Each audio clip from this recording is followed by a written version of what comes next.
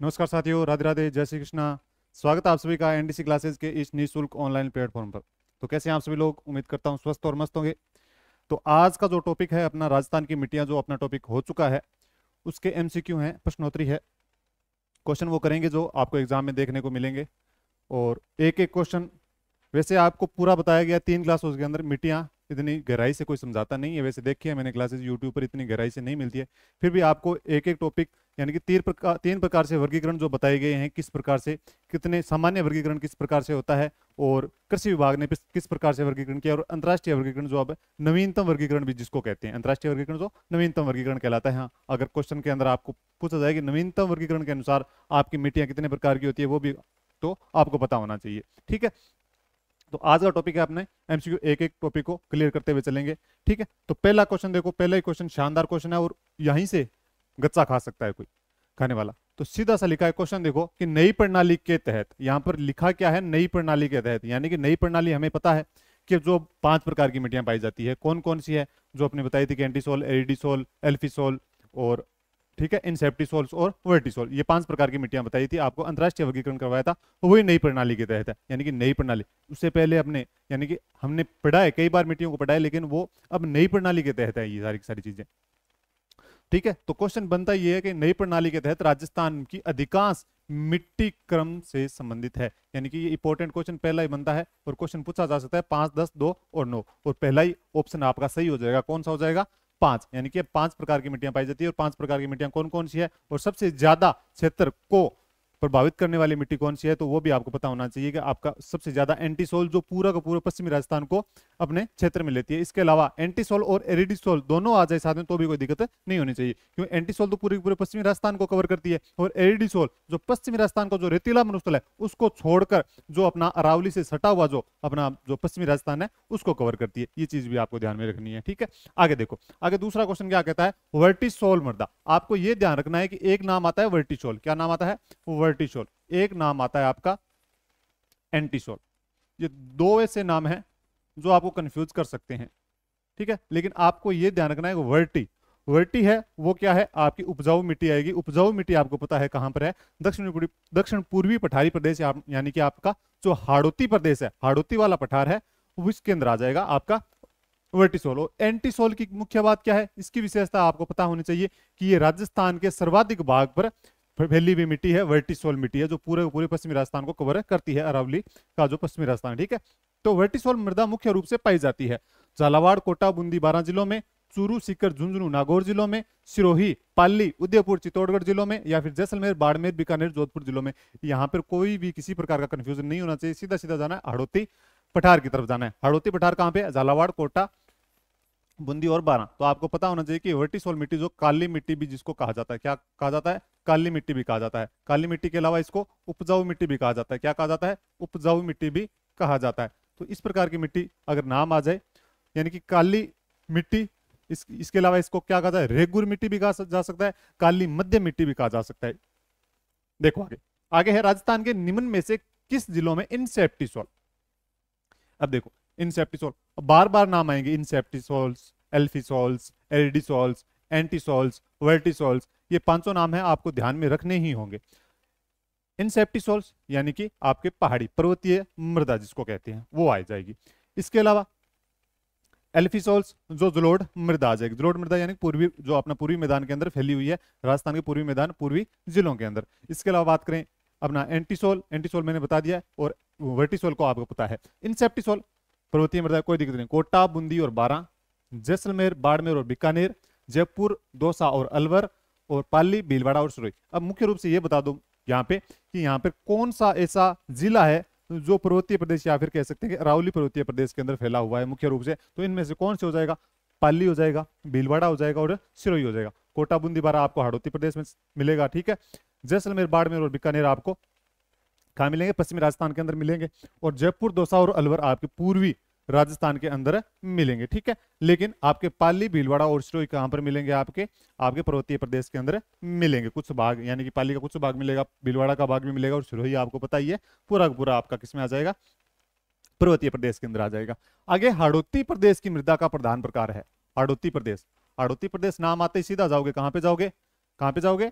Vertisol. कहां जाओगे? Vertisol. तो वर्टिसोल, एल्फिसोल, एंटीसोल और इंसेप्टिसोल, तो आपको पता है सीधा सा क्वेश्चन है ये, और सीधा सा आंसर भी निकलेगा यहां से। यहां पर कंफ्यूज होने की कतई जरूरत नहीं है। आगे देखो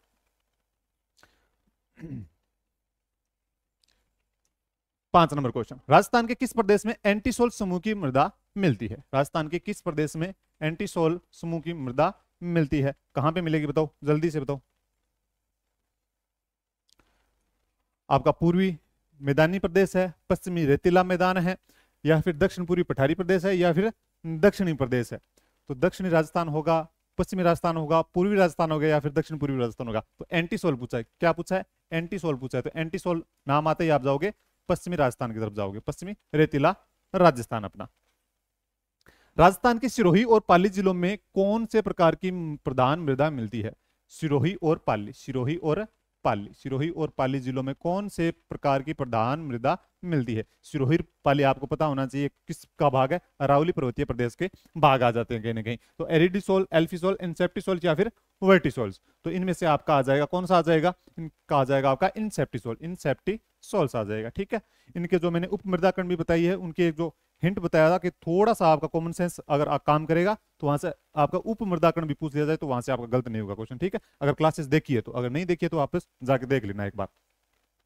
मृदा में नवीन वर्गीकरण में राजस्थान में एल्फिसोल्स मृदा पाई जाती है, एल्फिसोल्स मृदा पाई जाती है। एल्फिसोल्स का मतलब ही क्या होता है? जो जलोढ़ मृदा है। क्या है?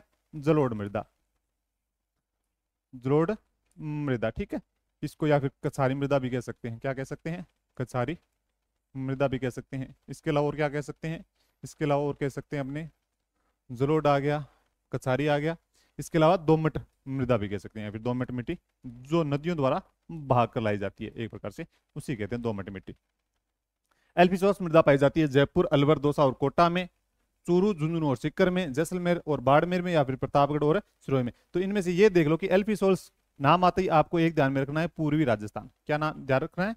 पूर्वी राजस्थान। तो पूर्वी राजस्थान के जिले कौन कौन से हैं ये ध्यान में आते ही आपको पता चल जाएगा कि एल्फिसोल्स मृदा कहां पाई जाती है। तो एल्फिसोल जयपुर, अलवर, दौसा और कोटा में पाई जाएगी। कहां पाई जाएगी? जयपुर, अलवर, दौसा और कोटा के अंदर पाई जाएगी। आगे देखो, आगे के राजस्थान के सर्वाधिक क्षेत्र पर निम्न में से कौन सी मृदा पाई जाती है? राजस्थान के सर्वाधिक क्षेत्र पर क्या लिखा है? सर्वाधिक क्षेत्र पर निम्न में से कौन सी मृदा पाई जाती है? कि aridisols and entisol, aridisol and alfisols, inceptisols, या फिर वर्टिसोल्स एवं एल्फिसोल्स।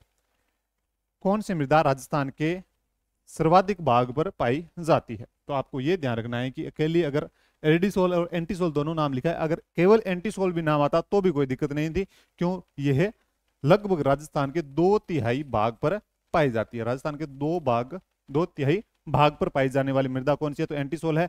एंटीसोल के अंदर ही कौन सी मृदा आ जाती है? तो एरिडिसोल आ जाती है। एंटीसोल के अंदर ही कौन सी मृदा आ जाती है? एरिडिसोल आ जाती है। ये बात ध्यान रखनी है, केवल एंटीसोल और एंटीसोल के अंदर भी एरिडिसोल आ जाती है। ये बात भी ध्यान रखोगे तो आप एरिडिसोल एंड एंटीसोल दोनों साथ में आ जाएगी। तो राजस्थान के सर्वाधिक भाग पर पाई जाने वाली मृदा एंटीसोल एंड एरिडिसोल आ जाएगा। आगे देखो, राजस्थान में मध्यम काली मिट्टी, ये नाम देखो।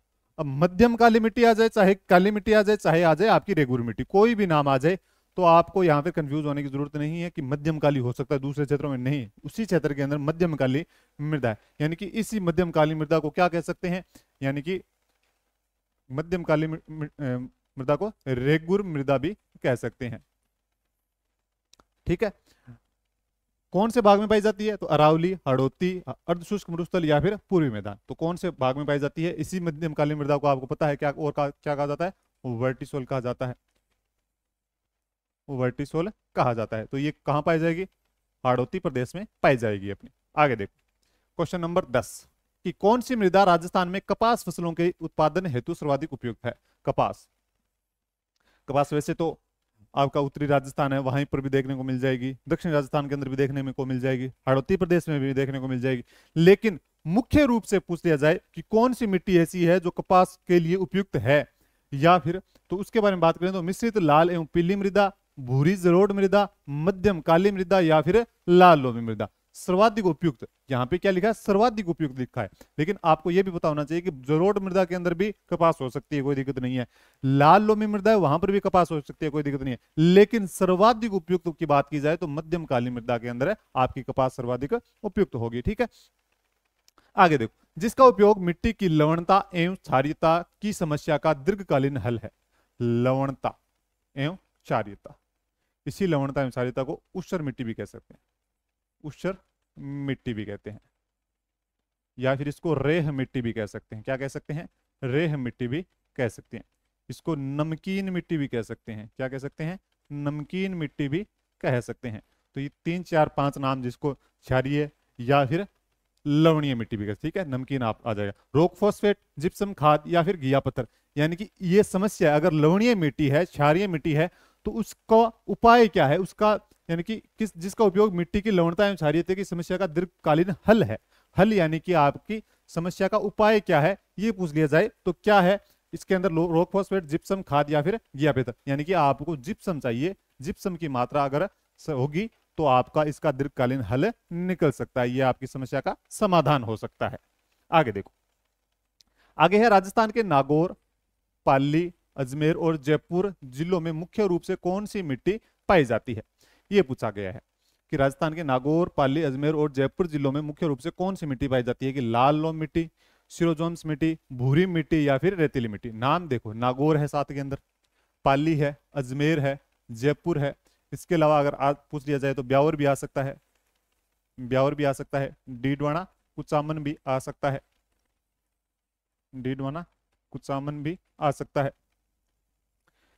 इस मिट्टी को क्या कहा जाता है? तो इस मिट्टी को कहा जाता है, एक प्रकार से कह सकते हैं यहाँ पे, ग्रे धूसर मिट्टी। क्या कह सकते हैं? ग्रे धूसर मिट्टी या ग्रे पेंटेड मिट्टी, या कह सकते हैं भूरी धूसर मिट्टी, भूरी धूसर मिट्टी भी जिसको कह सकते हैं, या फिर इसको कह सकते हैं भूरी धूसर मरुस्थलीय मिट्टी भी कह सकते हैं इसको। ठीक है, क्योंकि मरुस्थलीय प्रदेश के अंदर पाई जाती है इस कारण से। तो नागौर, पाली, अजमेर और जयपुर जिलों में मुख्य रूप से कौन सी मिट्टी पाई जाती है? लाल लोमी नहीं, लाल लोमी नहीं पाई जाएगी। लाल लोमी तो कहाँ पाई जाएगी? डूंगरपुर बांसवाड़ा के अंदर पाई जाएगी। भूरी मिट्टी नहीं है। रेतीली मिट्टी तो आपका पूरा पूरा जो अपना पश्चिमी राजस्थान है उसके अंदर आ जाएगा, उसके अंदर आपका अजमेर और जयपुर मुख्य रूप से दिखाई नहीं पड़ता है। ठीक है, लेकिन आपको इस मिट्टी को कहा जाता है सिरोजेम्स मिट्टी। ठीक है, सिरोजेम्स मिट्टी जिसको कहा जाता है। ठीक है, साइरोजम मिट्टी अलग है, सिरोजेम्स मिट्टी अलग है, ये बात ध्यान रखनी है। ठीक है, आगे देखो, राजस्थान में निम्न में से कौन सी मृदा का सर्वाधिक उपजाऊ, यानी कि कौन सी मृदा का सर्वाधिक उपजाऊ मानी जाती है, यानी कौन सी मृदा ऐसी है जो सर्वाधिक उपजाऊ मानी जाती है। ठीक है, निम्न में से कौन सी मृदा को सर्वाधिक उपजाऊ माना जाता है। ठीक है, कौन सी मृदा को, ये यहां पे करना, कौन सी मृदा को सर्वाधिक उपजाऊ माना जाता है, कौन सी मृदा को सर्वाधिक उपजाऊ माना जाता है। तो बालू मृदा, पीली मृदा, लाल एवं पीली मिश्रित मृदा या फिर जलोढ़ मृदा। इनके अंदर आपको पूछ लिया जाए, इन चार आपको दिए हैं ऑप्शन, चारों ऑप्शन में से अगर पूछ लिया जाए कि आपकी सर्वाधिक उपजाऊ मृदा कौन सी है, तो आपको ये ध्यान में रखना है कि पूर्वी राजस्थान है। तो पूर्वी राजस्थान के अंदर जो पूरा का पूरा पूर्वी राजस्थान है, उस क्षेत्र को भी क्या कहा जाता है? तो उस क्षेत्र को भी आपको कह सकते हैं कि अन्य प्रदेश कह सकते हैं। ठीक है, तो बालू मृदा, पीली मृदा, लाल एवं पीली मिश्रित मृदा, तो इनके अंदर जो आपकी मृदा पूर्वी राजस्थान के अंदर मिलती है वो जलोढ़ मृदा मिलती है। कौन सी मिलती है? जलोढ़ मृदा मिलती है।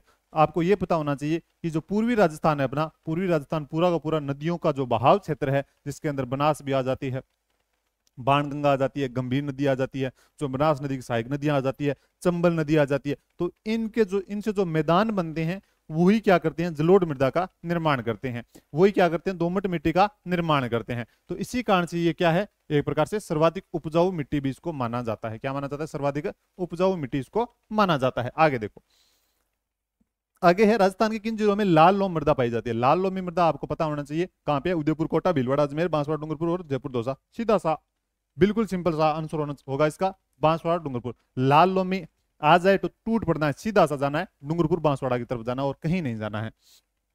ठीक है, उसके आसपास वाला क्षेत्र भी हो सकता है, लेकिन मुख्य रूप से पूछ दिया जाए तो डूंगरपुर में बांसवाड़ा है। अगर डूंगरपुर बांसवाड़ा वाला क्षेत्र नहीं है तो उसके आसपास वाले क्षेत्र की तरफ आप जा सकते हो, बस इतना ध्यान रखना है। आगे देखो, लेटेराइट प्रकार की मिट्टी किस क्षेत्र में पाई जाती है? लेटेराइट,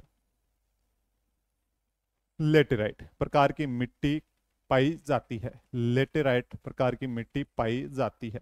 चूरू, जोधपुर, करौली, डूंगरपुर।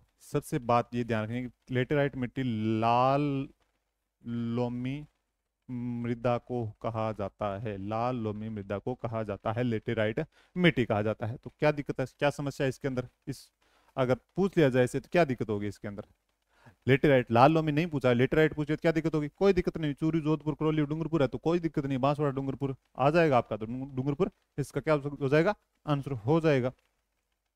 कौन सी मृदा को ऊसर कलर रेह, ऊसर कलर रेह अल्काइन, नाम देखो ध्यान रखना, नाम ये इंपॉर्टेंट नाम है, ऊसर मृदा, कलर मृदा, रेह मिट्टी या फिर अल्काइन मिट्टी के नाम से जाने जाने वाली मिट्टी कौन सी है। क्वेश्चन इंपॉर्टेंट क्वेश्चन बनता है, ये सीधा पूछा जा सकता है। ठीक है, आपको ऊसर से नाम पता चल जाएगा, आपको रेह से नाम पता चल जाएगा, कलर से भी हो सकता है नाम पता चल जाएगा, लेकिन अल्काइन मिट्टी देखकर नाम पूछ दिया जाए सीधा, अल्काइन मिट्टी कहां पाई जाती है, तो आपको अल्काइन मिट्टी, आपको पता है ऊसर मिट्टी को क्या कहा जाता है, लवणीय मिट्टी कहा जाता है, लवणीय मिट्टी।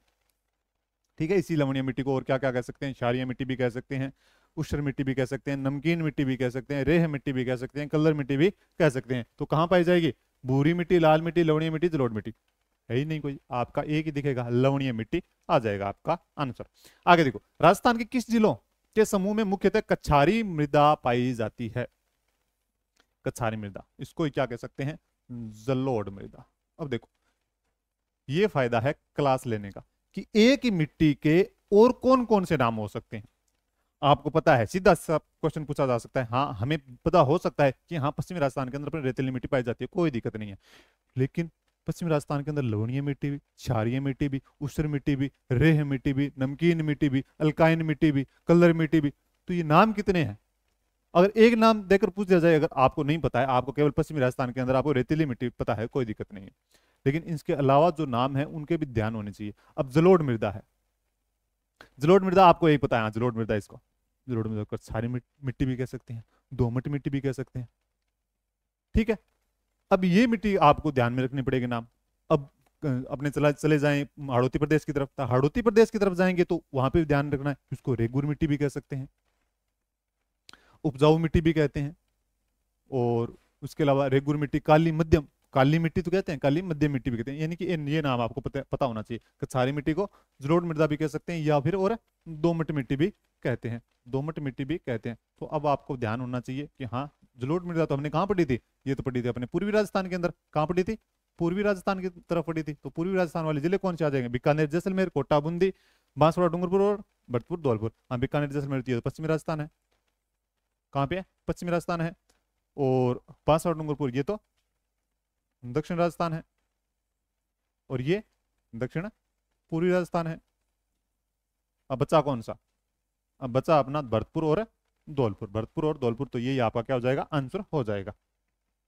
आगे क्वेश्चन है, राजस्थान में नाइट्रेट की उपस्थिति के कारण कौन सी मृदा उर्वरक है, राजस्थान के अंदर नाइट्रेट की उपस्थिति के कारण कौन सी मृदा उर्वरक है, नाइट्रेट की उपस्थिति के कारण कौन सी मृदा उर्वरक है, ये क्वेश्चन पूछ दिया जाए तो ये क्वेश्चन भी क्या है, इंपॉर्टेंट बनता है अपना, कि लाल रेतीली, भूरी रेतीली, लाल पीली या फिर लाल लोमी। ये बात ध्यान रखनी है आपको कि राजस्थान के अंदर लाल रेतीली, भूरी रेतीली, लाल पीली या फिर लाल लोमी, किसकी उपस्थिति, नाइट्रेट की उपस्थिति के कारण कौन सी मृदा उर्वरक है।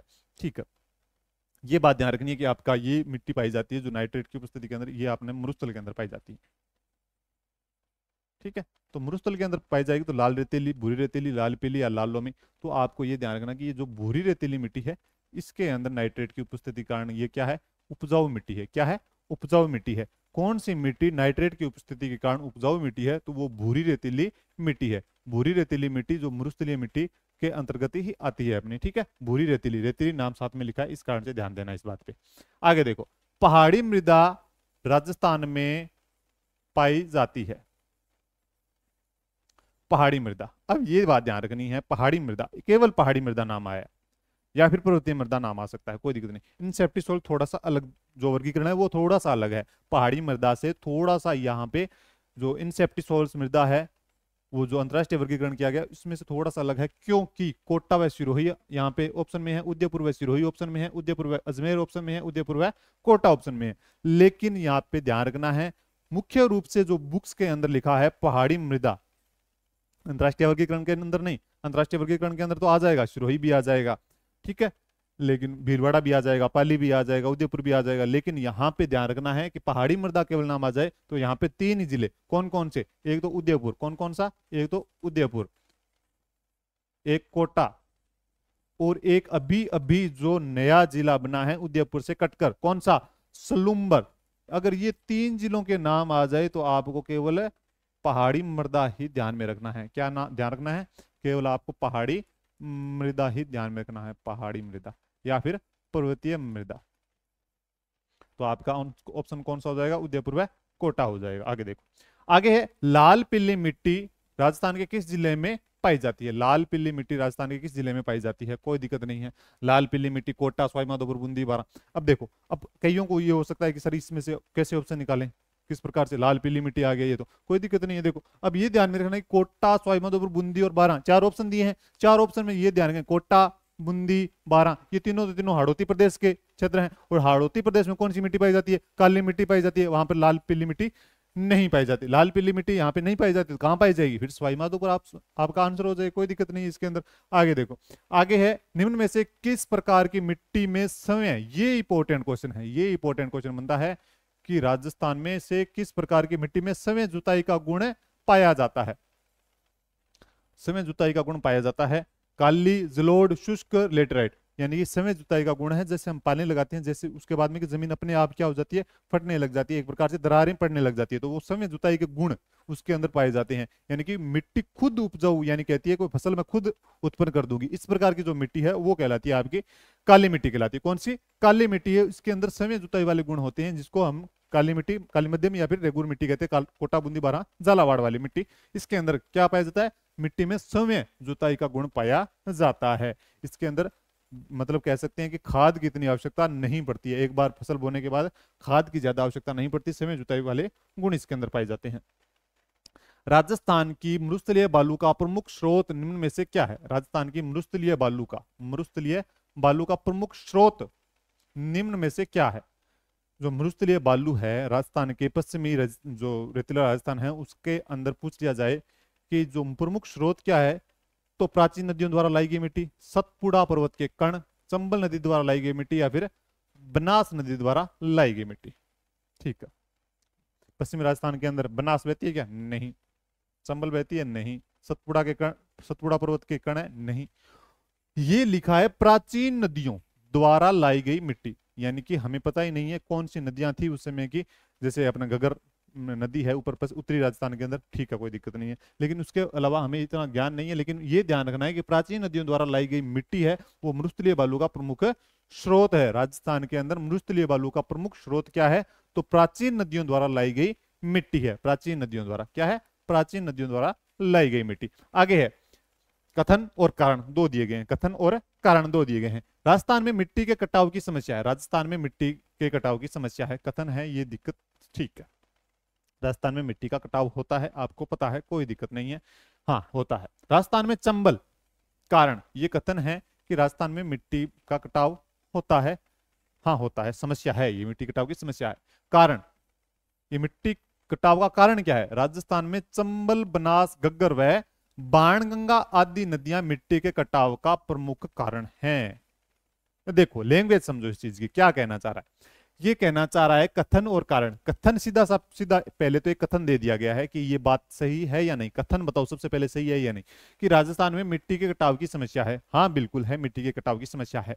कारण, मिट्टी के कटाव का कारण क्या है ये पूछ लिया जाए, तो राजस्थान में चंबल, बनास, घग्गर व बाणगंगा आदि नदियां मिट्टी के कटाव का प्रमुख कारण है, हाँ कारण भी है, मतलब ये कारण सही है, मिट्टी का कटाव समस्या है राजस्थान के अंदर और कारण भी क्या है, सही है। तो अपने कथन और कारण दोनों क्या है, सही है, तो कथन सही है लेकिन कारण गलत है, ये नहीं हो सकता, कथन गलत नहीं, ये भी नहीं हो सकता, कथन सही है और कारण भी सही है, हाँ ये सही है, कथन भी सही है और कारण भी सही है आपका, तो ये आपका आंसर हो जाएगा, ऑप्शन नंबर सी हो जाएगा। अब देखो निम्न में से कौन सी पीएच प्रासारीय मृदा का सूचक है, पीएच प्रास क्षारीय, यानी कि एक प्रकार से कह सकते हैं क्षारीय मृदा कौन सी है और लवणीय मृदा या फिर लवणीय मृदा कौन सी है। अम्लीय मृदा अलग हो जाती है। तो सूचक क्या है, 2.3 से 3.6 पीएच मान, 7 पीएच मान, 4.2 से 4.8 पीएच मान, या फिर 7 से ऊपर। ये है आपका, अगर बात की जाए तो ये इसका आपका आंसर हो जाएगा 7 से ऊपर। तो 7 से ऊपर जिसका पीएच मान होता है वो लवणीय मृदा कहलाती है, लवणीय मृदा कहलाती है, लवणीय मृदा या फिर क्षारीय मृदा कह सकते हैं। लेकिन 7 से कम हो, 7 से कम हो तो क्या होगी, अम्लीय मृदा। ठीक है, अम्लीय मृदा।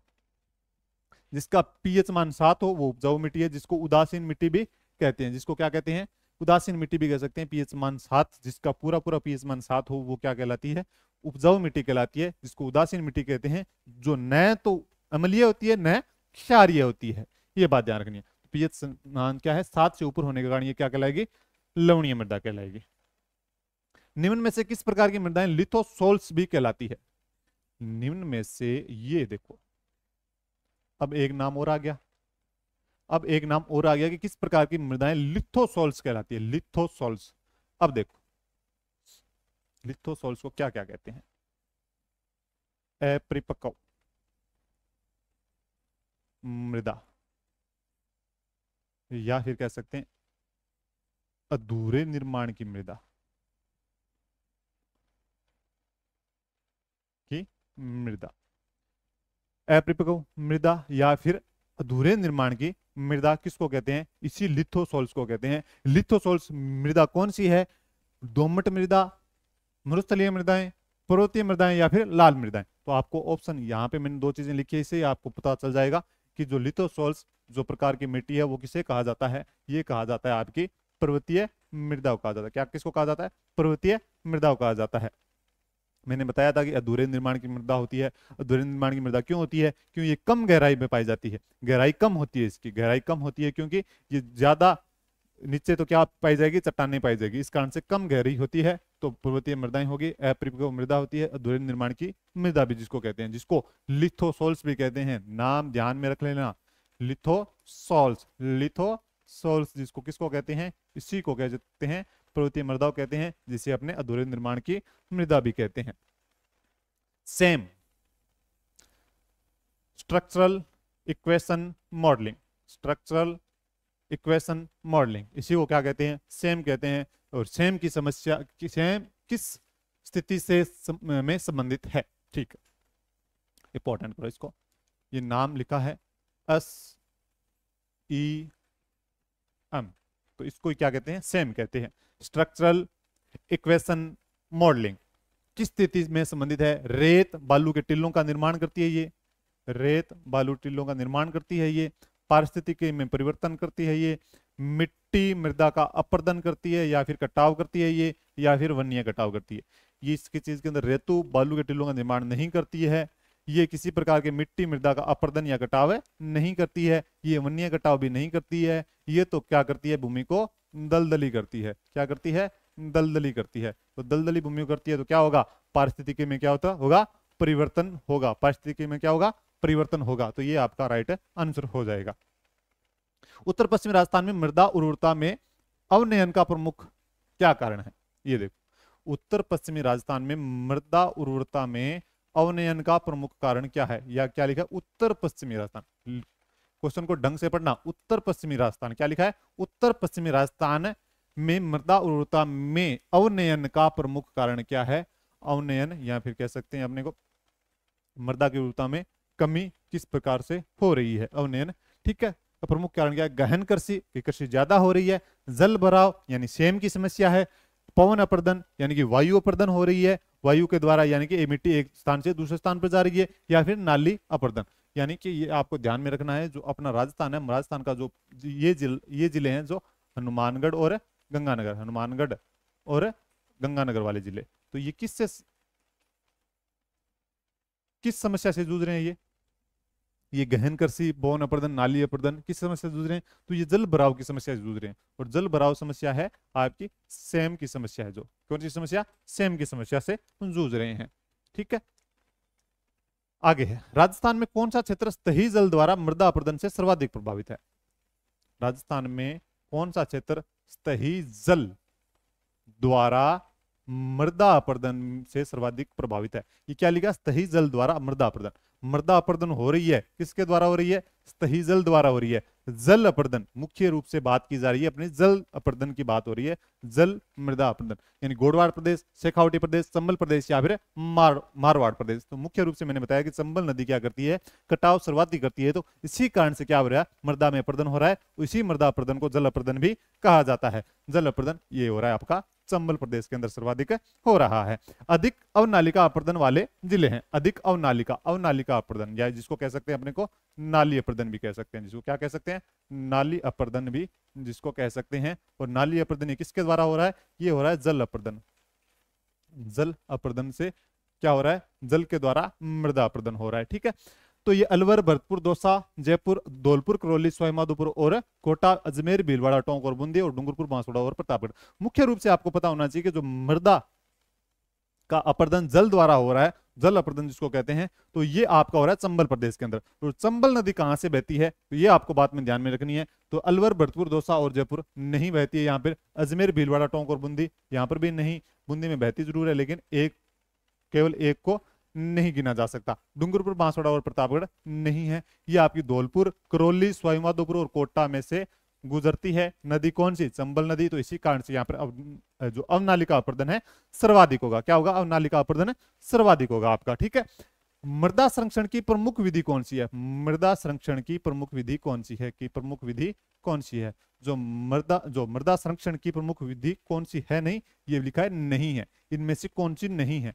मृदा संरक्षण की प्रमुख विधि कौन सी नहीं है? यानी मृदा का संरक्षण किस प्रकार से नहीं किया जा सकता?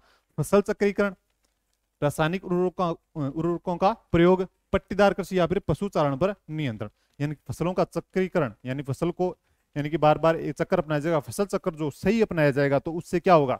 उससे मृदा संरक्षण होगी, बिल्कुल होगी। ठीक है, पशुचारण पर नियंत्रण होगा तो भी ठीक है मृदा का संरक्षण होगा। पट्टीदार कृषि भी मृदा का संरक्षण होगा। रासायनिक उर्वरकों का प्रयोग, अगर रासायनिक उर्वरकों का प्रयोग सर्वाधिक होगा तो मृदा का संरक्षण नहीं होगा, मृदा का क्या होगा?